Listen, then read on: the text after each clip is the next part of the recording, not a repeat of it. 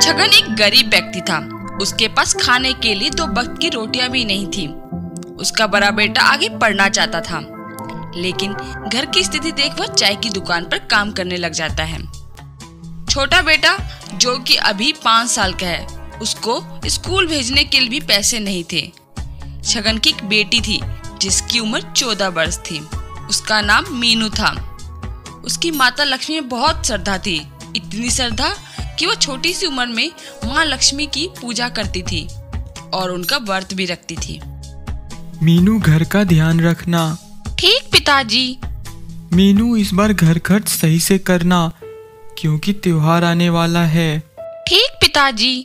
पिताजी आप घर जल्दी आ जाना, क्योंकि मुझे दिवाली के दिए बनाने हैं। मुझे मिट्टी के दिए बनाने का काम मिल सकता है, इसलिए थोड़ा जल्दी आना। बेटा तुम थक जाओगे घर का काम और अब दिए बनाना। नहीं पिताजी, भैया और मैं दोनों तो पढ़े नहीं, लेकिन मैं अपने छोटे भाई को पढ़ाना चाहती हूँ, इसलिए मुझे पैसे जोड़ना है ताकि मैं स्कूल में डाल सकूँ। माँ का सपना भी तो पूरा करना है। बेटी मुझे यकीन नहीं होता कि छोटी उम्र में इतनी बड़ी और प्यारी सोच है तुम्हारी। दरअसल छगन की बीबी के एक्सीडेंट से मौत हो जाती है, जिससे घर की सारी जिम्मेदारी मीनू पर आ जाती है, जिससे वह आगे पढ़ नहीं पाती। लेकिन माँ के मरने की वक्त की बात को कभी भूल नहीं पाती, इसलिए कैसे भी वह अपनी माँ का सपना पूरा करना चाहती थी।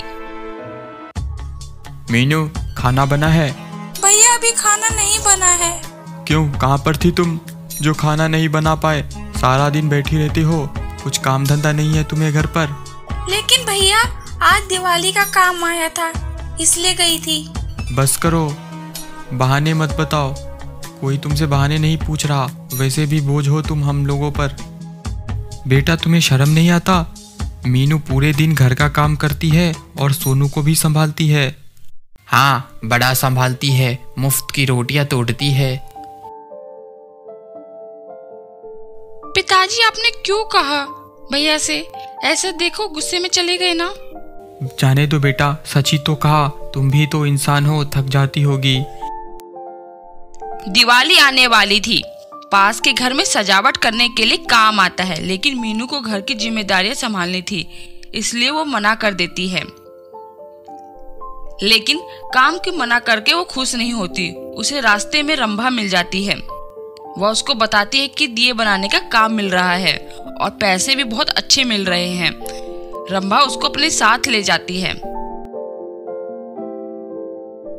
हाँ बोलो रंभा। सर, इसको भी दिए बनाने हैं, क्या आप इसे काम दे सकते हो? हमारे यहाँ साधारण दिए नहीं बनते हैं, हमारे यहाँ अमीरों के लिए दिए बनते हैं, महंगे वाले। 2-4 रुपए वाले यहाँ दिए नहीं बनते, 50-60 रुपए से नीचे के दिए नहीं बनते यहाँ। क्या तुम इसको बना पाओगे? हाँ सर, ये कोशिश करेगी। हाँ सर, मैं कोशिश करूंगी। मीनू सुबह सुबह अपना काम खत्म करने की कोशिश करती है, लेकिन छोटे भाई की देखरेख में सारा समय निकल जाता है। दोपहर का समय हो जाता है। वह सोचती है क्यों ना थोड़े दिए बना लूं। वह दिए बनाने लग जाती है। थोड़ी देर बाद अचानक याद आता है कि बड़े भाई का टिफिन बनाना है। वह दिए के सारे सामान को वहीं पर छोड़कर बगल में चूल्हा लगाकर खाना पकाने लग जाती है। दिन भर भूखे रहने के कारण उसकी आंख लग जाती है। चूल्हे पे चढ़े हुए दाल का पानी पूरा मिट्टी में मिल जाता है और दिए बनाने वाली मिट्टी खराब हो जाती है। मीनू यह सब देखकर बहुत रोती है। बेटा क्या हुआ, तुम क्यों रो रही हो? पिताजी देखो, दिए की सारी मिट्टी खराब हो गई। मीनू रो मत, हम कुछ कर लेंगे, तू रो मत। सर, आपने जो मिट्टी के दिए बनाने के लिए मिट्टी और बनाने वाला सामान दिया था वो खराब हो चुका है। मुझे कुछ नहीं पता, मेरे नुकसान का भरपाई करो। हम गरीब हैं, कहाँ से लाएंगे उतने पैसे? कृपया कुछ दिनों का समय दीजिए। हाँ, दिवाली से पहले पैसे मिल जाना चाहिए। तीनों बहुत विनती करते हैं, परंतु वह कारखाने वाला नहीं मानता। तीनों घर वापस चले आते हैं। पिताजी हम क्या करेंगे? मेरे पास कुछ पैसे हैं जो मैं दे देता हूँ। मैं ओवर टाइम कर लूँगा, उससे भी थोड़े पैसे आ जाएंगे। तीनों मिलकर कारखाने वाले को पैसे दे देते हैं, लेकिन हालात ऐसे आ जाते हैं कि अब उनके पास खाने के लिए भी कुछ नहीं होता, दिवाली के लिए भी कुछ नहीं बचता। दीदी सब पटाखे फोड़ रहे हैं, मुझे भी चाहिए, मुझे पटाखे दिलाओ, मुझे ला कर दो। कहाँ से ले आऊं? मीनू रोते रोते सो जाती है। कुछ देर बाद आवाज आती है, बेटा उठो, कैसे घर में सजावट की, बहुत अच्छी लग रही है, कहाँ से लाई सब ये?